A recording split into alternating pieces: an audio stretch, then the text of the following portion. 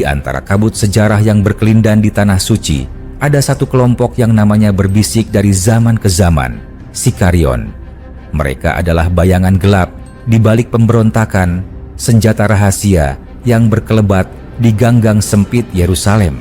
Dengan belati kecil yang terselip di jubah mereka, kelompok ini bukan hanya momok bagi penjajah Romawi, tetapi juga ancaman bagi saudara-saudara mereka sendiri. Namun, di balik keberadaan mereka yang begitu nyata dalam sejarah, ada satu pertanyaan yang masih bergema. Siapa sebenarnya mereka dalam pandangan Islam? Islam, sebagai agama yang membawa wahyu terakhir, memiliki catatan tersendiri tentang kaum Yahudi dalam Al-Quran. Beberapa di antaranya disebut sebagai kaum yang berulang kali mengingkari perjanjian dengan Allah Subhanahu wa Ta'ala, bahkan mengkhianati para nabinya. Salah satu ayat yang sering dikaitkan dengan kelompok-kelompok ekstremis Yahudi, termasuk Sikarion, adalah, "Dan mereka membuat tipu daya, maka Allah Subhanahu wa Ta'ala pun membalas tipu daya mereka. Dan Allah Subhanahu wa Ta'ala sebaik-baik pembalas tipu daya." Quran Surat Ali Imran ayat 54. Sikarion diyakini oleh sebagian sejarawan Muslim sebagai bagian dari kelompok yang terus berupaya mengguncang stabilitas pemerintahan dan menyulut perpecahan di kalangan kaum beriman. Mereka tidak hanya melawan Romawi, tetapi juga kerap menghabisi orang-orang Yahudi yang menolak ideologi mereka. Apakah mungkin kelompok ini memiliki peran dalam sejarah yang lebih besar dari sekadar pemberontak kecil di tanah Yudea? Dalam beberapa riwayat Islam disebutkan bahwa kaum Yahudi di Madinah, khususnya Bani Nadir dan Bani Quraidah, memiliki tradisi konspiratif dan kecenderungan untuk berkhianat. Ketika Nabi Muhammad hijrah ke Madinah dan menjalin perjanjian damai dengan mereka, beberapa suku Yahudi justru bersekongkol dengan kaum musyrikin Quraisy untuk menghancurkan Islam dari dalam. Sifat mereka ini mengingatkan pada taktik Sikarion yang dikenal sebagai pembunuh bayangan. Mereka tidak menyerang secara terbuka di medan perang, tetapi memilih metode pembunuhan politik, penyusupan, dan pengkhianatan. Dalam sejarah Islam, terdapat kisah tentang rencana pembunuhan Nabi Muhammad oleh kaum Yahudi di Madinah yang gagal karena wahyu Allah Subhanahu wa Ta'ala memperingatkan beliau. Salah satu kisah yang paling terkenal adalah upaya pembunuhan yang dilakukan oleh Bani Nadir setelah Perang Uhud. Mereka mengundang Rasulullah untuk berunding, tetapi diam-diam berencana menjatuhkan batu besar dari atas rumah tempat beliau berteduh.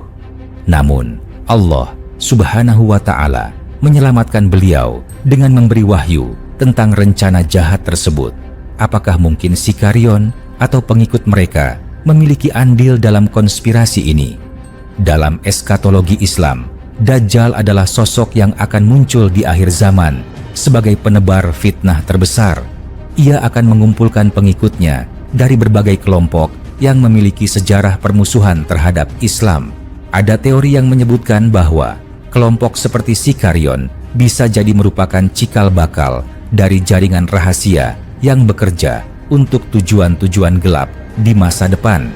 Hadis-hadis Nabi menyebutkan bahwa di akhir zaman, pengikut Dajjal akan datang dari kalangan Yahudi Asbahan, Iran. Mereka disebut-sebut mengenakan jubah panjang dan membawa senjata. Hal ini mengingatkan pada penampilan khas Sikarion yang dikenal sebagai pembunuh bayangan dalam sejarah Yahudi. Sikarion mungkin hanya dikenal dalam sejarah sebagai kelompok radikal Yahudi yang melawan Romawi. Namun, dalam perspektif Islam, keberadaan mereka seolah menjadi bagian dari pola konspirasi yang lebih besar. Dari pengkhianatan kaum Yahudi terhadap para nabi, hingga upaya pembunuhan Nabi Muhammad, serta peran Yahudi dalam akhir zaman, semuanya membentuk benang merah yang menghubungkan mereka dengan kelompok-kelompok yang akan terus berusaha menentang kebenaran. Apakah Sikarion hanyalah sisa-sisa pemberontakan masa lalu, ataukah mereka masih ada dalam bentuk lain di zaman ini? Jawabannya mungkin tersimpan di balik tabir sejarah yang belum sepenuhnya tersingkap. Sekte Sikarion adalah salah satu kelompok ekstremis Yahudi pada abad pertama Masehi yang dikenal karena taktik gerilya dan aksi kekerasan terhadap Romawi, serta orang-orang Yahudi yang mereka anggap berkolaborasi dengan penjajah.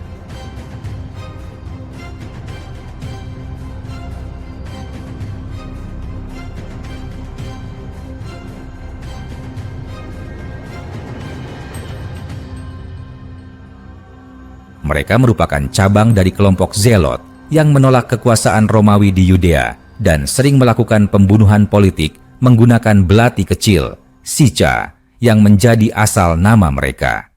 Tokoh-tokoh yang berhubungan dengan Sikarion. 1. Menahem ben Yehuda, salah satu pemimpin awal Sikarion dan cucu dari Yehuda, orang Galilea, pendiri gerakan Zealot, memimpin pemberontakan melawan Romawi di tahun 66 Masehi saat awal pemberontakan besar Yahudi, menyerang benteng Antonia di Yerusalem, namun akhirnya dibunuh oleh kelompok Zealot lain karena dianggap terlalu otoriter. 2. Eleazar ben Yair, pemimpin terakhir Sikarion yang memimpin perlawanan di benteng Masada setelah Yerusalem jatuh ke tangan Romawi pada tahun 70 Masehi. Dalam peristiwa di Masada 73 sampai 74 Masehi, ia dan para pengikutnya lebih memilih melakukan bunuh diri massal daripada menyerah kepada Romawi. Peristiwa-peristiwa penting yang melibatkan Sikarion. Pertama, pemberontakan besar Yahudi 66 sampai 73 Masehi.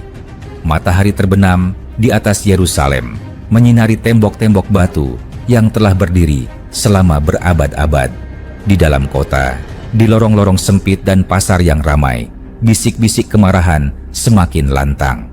Warga Yahudi telah lama hidup di bawah bayang-bayang kekuasaan Romawi, membayar pajak yang mencekik, tunduk pada hukum yang mereka anggap menindas, dan dipaksa menerima kehadiran patung-patung serta simbol-simbol pagan di tanah yang mereka anggap suci.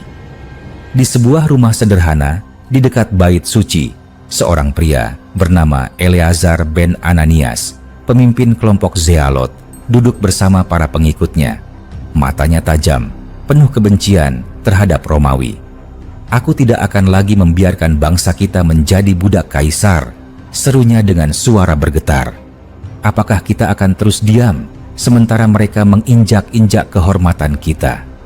Seorang pemuda dari kelompok Sikarion mengenakan jubah hitam dan menyembunyikan belati kecil di balik lengan bajunya, mengangguk. "Kami siap, Eleazar.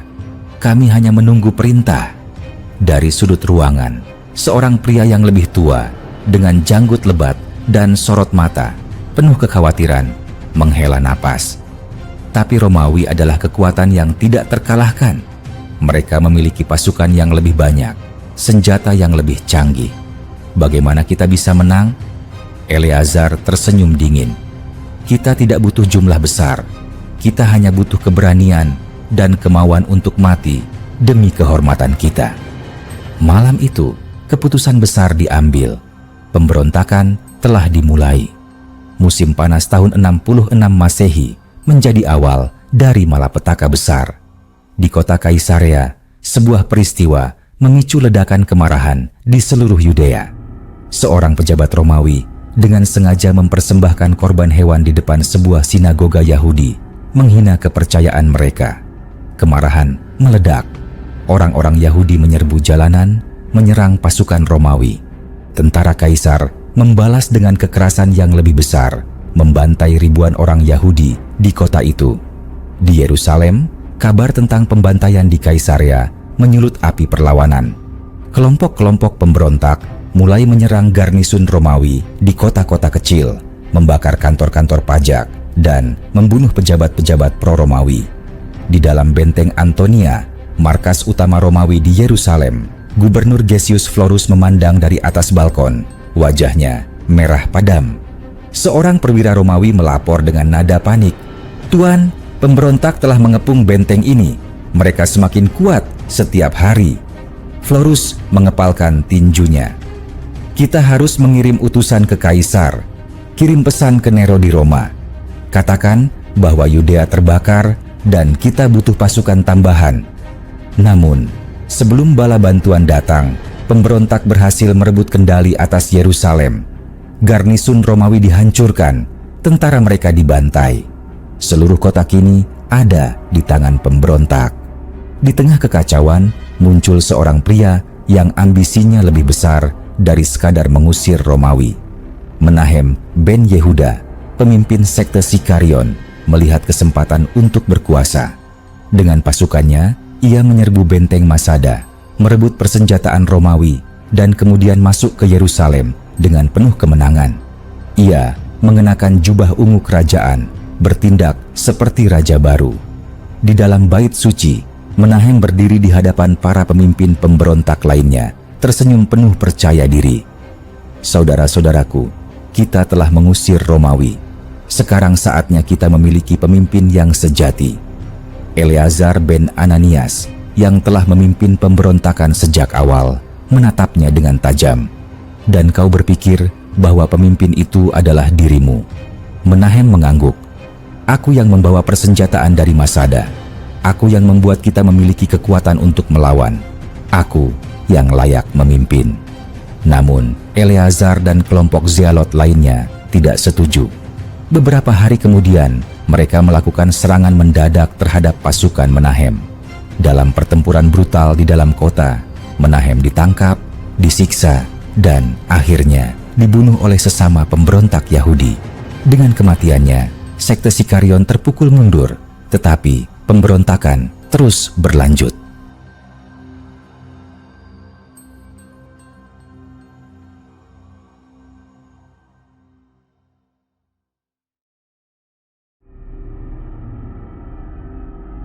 Di Roma, Kaisar Nero marah besar saat mendengar bahwa Yudea telah memberontak. Ia segera mengirim jenderal terbaiknya, Vespasian, bersama putranya Titus untuk menumpas perlawanan Yahudi. Tahun 67 Masehi, pasukan Romawi mulai menyerbu kota-kota di Yudea. Kota demi kota jatuh. Pada tahun 70 Masehi, tibalah giliran Yerusalem. Tentara Romawi mengepung kota selama berbulan-bulan. Warga kelaparan, kehabisan makanan, dan mulai memakan daun serta kulit pohon. Di dalam kota, para pemberontak sendiri saling berperang, tidak bersatu menghadapi Romawi. Suatu malam, di bulan Agustus 70 Masehi, pasukan Titus akhirnya berhasil menembus tembok kota. Mereka membakar bait suci, simbol terbesar keagungan Yahudi. Api membubung tinggi dan teriakan orang-orang menggema di seluruh Yerusalem. Seorang prajurit Romawi berteriak kepada Titus, "Tuan, bait suci terbakar. Apa perintahmu?" Titus hanya menatap tanpa ekspresi. "Biarkan terbakar. Itu adalah kehendak dewa-dewa Roma." Ribuan orang Yahudi dibunuh, kota dihancurkan, dan yang selamat dijual sebagai budak ke berbagai penjuru kekaisaran. Beberapa pemberontak yang tersisa, terutama dari sekte Sikarion, melarikan diri ke benteng Masada. Di sana, di puncak bukit yang terjal, mereka bertahan selama 3 tahun.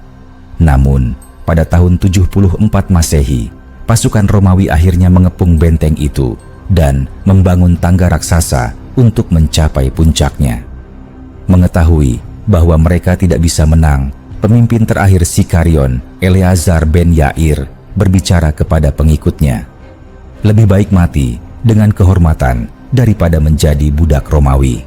Malam itu, hampir 960 orang di Masada melakukan bunuh diri massal, menjadi simbol terakhir perlawanan Yahudi. Pemberontakan besar Yahudi berakhir dengan kehancuran Yerusalem dan Masada. Romawi menang, tetapi harga yang mereka bayar sangat mahal. Namun, meskipun kalah, semangat perlawanan bangsa Yahudi tidak pernah padam. Di angin yang berhembus di reruntuhan bait suci, seolah terdengar bisikan para pemberontak, "Kami kalah hari ini, tetapi sejarah belum berakhir." Matahari pagi menyinari Yerusalem, tetapi kota itu tak lagi seperti dulu. Tidak ada lagi nyanyian para imam di bait suci, tidak ada lagi hiruk-pikuk pasar yang ramai, dan tidak ada lagi doa yang bergema dari rumah-rumah ibadah. Yang tersisa hanyalah puing-puing, abu, dan bau kematian. Dari kejauhan, seorang bocah lelaki kecil berjalan di antara reruntuhan, menggenggam erat tangan ibunya yang wajahnya tertutup debu dan air mata.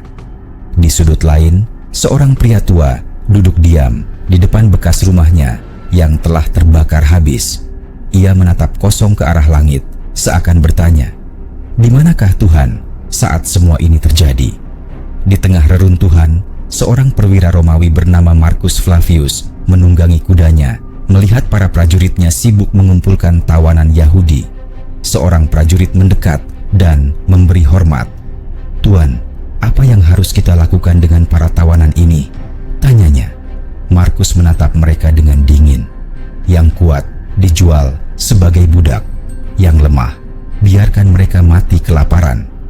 Di sudut lain, seorang pria Yahudi yang tangannya terikat mendengar perintah itu dan menggertakkan giginya. Namanya Shimon, salah satu mantan pejuang Zealot yang berhasil selamat. Ia menatap perwira Romawi dengan kebencian yang membara. "Kami mungkin kalah hari ini," gumamnya pelan, "tetapi suatu hari nanti bangsa ini akan bangkit kembali."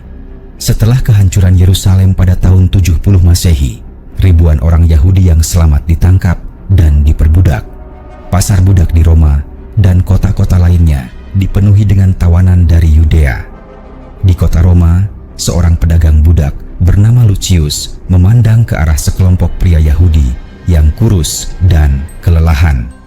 "Barang dagangan yang bagus," katanya sambil tersenyum. "Mereka akan laku tinggi di pasar." Di antara mereka, seorang pria tua dengan rambut beruban melotot ke arah Lucius. "Kami bukan barang dagangan, kami adalah manusia," teriaknya. Lucius tertawa. "Sekarang kalian bukan siapa-siapa. Kalian bukan lagi bangsa terpilih. Kalian hanya budak."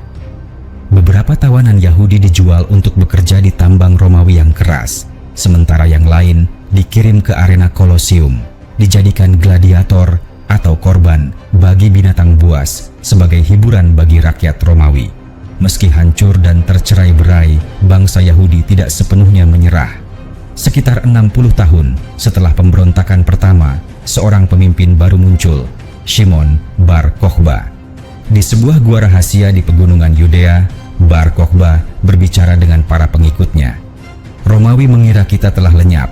Mereka salah, kita akan merebut kembali tanah kita," serunya dengan penuh semangat. Para prajuritnya bersorak, "Kami akan berjuang bersamamu, pemimpin." Pada tahun 130 Masehi, Bar Kokhba memimpin pemberontakan besar melawan Romawi.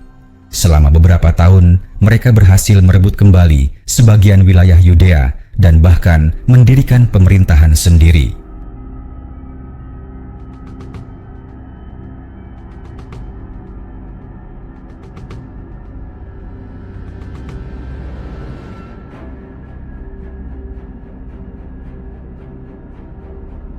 Namun, Romawi tidak tinggal diam. Kaisar Hadrian mengirim pasukan besar untuk menumpas pemberontakan. Pertempuran sengit terjadi di seluruh Yudea, dan pada akhirnya pemberontakan itu pun dihancurkan dengan kejam. Pada tahun 136 Masehi, benteng Betar, markas terakhir pasukan Bar Kokhba, jatuh ke tangan Romawi. Bar Kokhba sendiri tewas dalam pertempuran. Setelah kekalahan Bar Kokhba, Kaisar Hadrian memutuskan untuk menghapus jejak bangsa Yahudi dari Yudea. Ia mengubah nama Yerusalem menjadi Aelia Capitolina dan membangun kuil bagi dewa Jupiter di atas reruntuhan bait suci. Di gerbang kota, seorang Yahudi tua menangis saat melihat patung dewa asing berdiri di tempat yang dulu suci bagi bangsanya. "Bagaimana mungkin tanah suci kita dirusak seperti ini?" bisiknya. Seorang tentara Romawi mendorongnya kasar. "Diam, orang Yahudi dilarang memasuki kota ini. Jika kau tertangkap, kau akan dihukum mati." Dengan hati hancur, orang-orang Yahudi yang tersisa diusir dari tanah mereka sendiri. Banyak dari mereka mengungsi ke daerah lain seperti Babilonia, Mesir, dan Yunani, menandai awal dari diaspora Yahudi, pengasingan yang akan berlangsung selama berabad-abad. Meskipun kehilangan tanah air mereka, bangsa Yahudi tidak kehilangan identitasnya. Mereka berkumpul di komunitas-komunitas kecil di berbagai wilayah, mempertahankan tradisi, hukum, dan kepercayaan mereka. Di sebuah rumah sederhana di Babilonia, seorang pria duduk bersama anak-anaknya di sekitar cahaya lilin kecil. "Dengarkan, anak-anakku," katanya. "Meskipun kita jauh dari Yerusalem, kita tidak boleh melupakan siapa kita. Kita adalah umat yang terpilih, dan suatu hari nanti kita akan kembali ke tanah kita." Malam itu, doa dan nyanyian Yahudi tetap bergema di tempat-tempat yang jauh dari tanah air mereka. Berabad-abad berlalu, tetapi bangsa Yahudi tidak pernah melupakan tragedi yang menimpa mereka. Mereka menuliskan sejarahnya dalam kitab-kitab, mengajarkan kisah-kisah ini kepada anak-anak mereka, dan menjaga harapan bahwa suatu hari nanti mereka akan kembali ke Yerusalem. Di zaman modern, sisa-sisa kehancuran bait suci masih ada. Tembok barat, satu-satunya bagian dari bangunan suci yang tersisa, menjadi tempat doa bagi jutaan orang Yahudi. Seorang rabi tua berdiri di depan tembok itu, menyentuh batu-batunya yang dingin.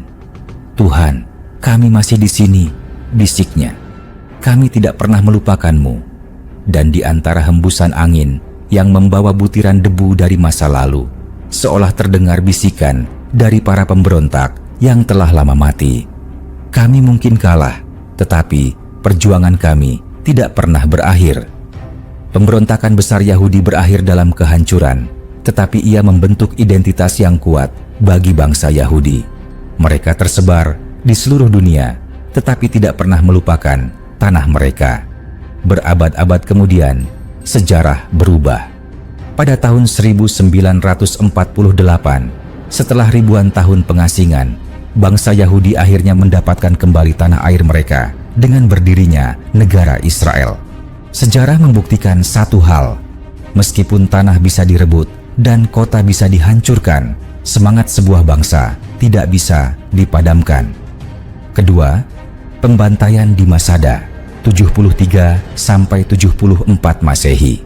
Malam itu, angin gurun bertiup kencang di atas benteng Masada, membawa debu dan harapan yang mulai memudar. Cahaya bulan menerangi tembok-tembok kokoh yang selama bertahun-tahun menjadi tempat perlindungan bagi Sikarion, kelompok pemberontak Yahudi yang tersisa setelah kehancuran Yerusalem. Di dalam benteng, seorang pria berjanggut lebat dengan sorot mata tajam dan penuh tekad berdiri di hadapan para pengikutnya. Ia adalah Eleazar ben Yair, pemimpin terakhir pasukan Sikarion yang masih bertahan melawan kekaisaran Romawi. "Kita telah berjuang selama bertahun-tahun," suaranya bergema di antara para pria, wanita, dan anak-anak yang berkumpul di aula besar. "Romawi mengira mereka bisa menundukkan kita, tetapi mereka tidak akan pernah bisa mengambil kehormatan kita." Di kejauhan, di bawah tebing curam yang mengelilingi Masada, pasukan Romawi yang dipimpin oleh Lucius Flavius Silva sedang menyelesaikan proyek terbesar mereka.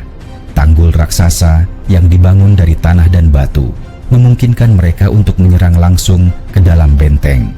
Seorang prajurit pemberontak berlari masuk, wajahnya penuh keringat. "Tuan, mereka hampir selesai.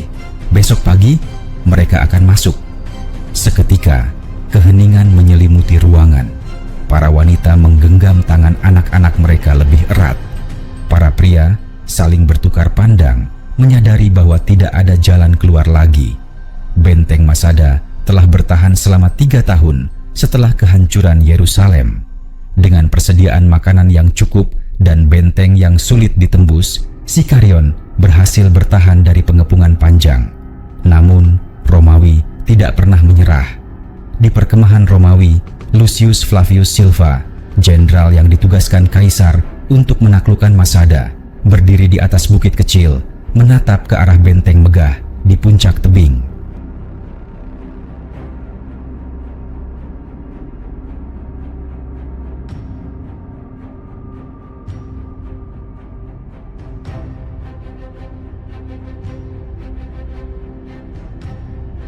"Kita sudah terlalu lama membuang waktu di sini," katanya kepada salah satu perwiranya. "Besok pagi, Masada akan jatuh." Di dalam benteng, para pemberontak berkumpul untuk menghadapi kenyataan pahit. Seorang pria muda dengan pedang di pinggangnya bertanya, "Tuan, apa yang harus kita lakukan? Haruskah kita menyerah?" Eleazar bin Yair menggeleng. "Tidak, Romawi tidak akan menunjukkan belas kasihan. Mereka akan membantai kita, memperkosa wanita kita, dan menjadikan anak-anak kita sebagai budak. Kita tidak akan membiarkan mereka menang." Seorang wanita tua menangis. "Jadi, apa yang kau sarankan?" Eleazar menatap mereka dengan penuh kesedihan, tetapi juga dengan keyakinan. "Lebih baik kita mati dengan kehormatan daripada hidup dalam perbudakan." Malam itu, saat api unggun terakhir menyala di dalam benteng, Eleazar mengumpulkan semua pria dewasa di hadapannya. "Dengarkan aku," katanya dengan suara berat. "Kita tidak bisa menang. Kita tidak bisa melarikan diri. Jika Romawi masuk ke sini, mereka akan merampas segalanya dari kita. Tapi, kita masih memiliki satu pilihan. Kita bisa memilih bagaimana kita mati." Salah satu prajuritnya, seorang pria yang lebih muda bernama Shimon, menatapnya dengan marah. "Apa maksudmu, Eleazar? Kau ingin kita bunuh diri?" Eleazar menatapnya dalam-dalam. "Bukan bunuh diri. Kita akan saling membantu menemukan kedamaian. Kita akan mati sebagai orang merdeka, bukan sebagai budak Romawi." Ruangan itu sunyi. Para pria saling berpandangan, sebagian dengan ketakutan, sebagian dengan pengertian. Seorang pria tua bernama Yohanan berbicara dengan suara gemetar. "Mungkin ini memang jalan satu-satunya." Satu persatu, mereka mulai menerima takdir mereka. Mereka memeluk istri dan anak-anak mereka untuk terakhir kalinya, menatap wajah-wajah yang telah bersama mereka dalam perjuangan panjang ini. Saat fajar mulai menyingsing, keputusan yang telah dibuat mulai dilaksanakan. Para pria dengan air mata di mata mereka menghunus pedang mereka. Mereka mengakhiri nyawa keluarga mereka terlebih dahulu agar tidak jatuh ke tangan Romawi. Jeritan kesedihan memenuhi udara, tetapi mereka tahu ini adalah cara terbaik untuk menghindari kehinaan. Eleazar berdiri di tengah-tengah mereka, menyaksikan pemandangan yang memilukan. "Kita akan dikenang bukan sebagai orang yang kalah, tetapi sebagai orang yang memilih kemerdekaan sejati," katanya dengan suara bergetar. Akhirnya, mereka memilih 10 pria untuk membunuh yang lainnya. Kemudian, dari 10 itu, satu pria terakhir akan mengakhiri nyawa dirinya sendiri. Saat pagi menjelang, hanya 960 tubuh yang tersisa di benteng Masada. Pagi itu, pasukan Romawi akhirnya berhasil menjebol gerbang. Lucius Flavius Silva memimpin pasukannya masuk, pedang terhunus, siap menghadapi perlawanan terakhir. Namun, yang mereka temukan hanyalah keheningan. Seorang prajurit Romawi berlari mendekat. "Tuan, mereka semua sudah mati." Silva mengerutkan kening. "Apa?" Prajurit itu menelan ludah. "Mereka memilih mati daripada menyerah." Di sudut benteng, 2 wanita dan 5 anak-anak bersembunyi di dalam sebuah gua. Mereka adalah satu-satunya yang selamat, dan mereka yang kemudian menceritakan kisah tragis Masada kepada dunia. Silva menatap mayat-mayat yang berserakan, lalu menghela napas berat. "Mereka mungkin kalah," katanya pelan, "tapi mereka tidak pernah tunduk. Masada telah jatuh, tetapi kisahnya tidak pernah mati." Berabad-abad kemudian, reruntuhan benteng itu masih berdiri kokoh di atas gurun Yudea. Setiap batu di sana menyimpan kenangan tentang perlawanan terakhir, tentang sebuah bangsa yang lebih memilih kematian dengan kehormatan daripada hidup dalam perbudakan. Hari ini, di Israel modern, tentara muda bersumpah setia kepada negaranya di atas benteng Masada dengan sumpah yang berbunyi, "Masada tidak akan jatuh lagi." Kisah Masada bukan hanya tentang tragedi, tetapi juga tentang keberanian dan tekad. Ini adalah pengingat bahwa ada harga yang harus dibayar untuk kebebasan dan bahwa dalam sejarah tidak semua kemenangan diukur dengan bertahan hidup. Karena terkadang kemenangan sejati adalah memilih cara kita menghadapi akhir. Mentari pagi menyinari tebing-tebing curam di gurun Yudea, membawa kehangatan yang tidak mampu mengusir keheningan tragis di Masada. Benteng yang dulu menjadi simbol perlawanan kini hanya dihuni oleh mayat-mayat yang membisu, saksi bisu dari sebuah keputusan yang melampaui hidup dan mati. Di tengah hamparan tubuh tak bernyawa, Jenderal Romawi Lucius Flavius Silva berdiri dengan ekspresi kosong, matanya menyapu pemandangan mengerikan itu. Lelaki, perempuan, anak-anak, semua memilih mati daripada tunduk pada Romawi. Seorang perwira Romawi bernama Gaius mendekatinya, wajahnya dipenuhi kebingungan. "Tuan, mereka membunuh diri mereka sendiri. Tidak ada seorang pun yang melawan." Silva mendengus pelan, menghela napas berat. Ini bukan kekalahan bagi mereka. Ini adalah pernyataan. Mereka memilih kematian dengan kehormatan.